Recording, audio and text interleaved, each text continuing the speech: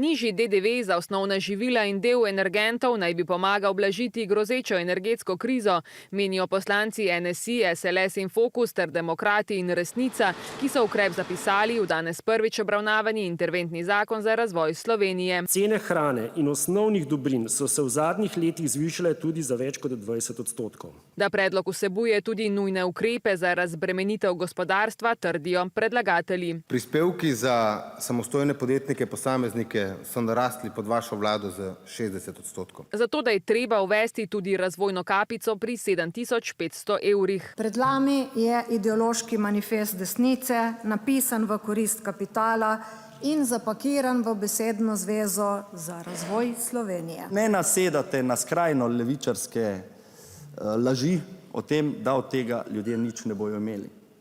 Gre za izjemno pomemben razvojni ukrep, ki bo zadržal tiste najbolj ustvarjalne in najbolj sposobne v Sloveniji. Koliko mladih poznamo, ki jih želimo zadržati v Sloveniji s to kapico, da zaslužijo toliko? Glejte, ne govorite o bogataših, ker jih imate v lastnih vrstah. S predlogom zakona se poleg predlagateljev strinja še SDS, nasprotuje mu odhajajoča koalicija.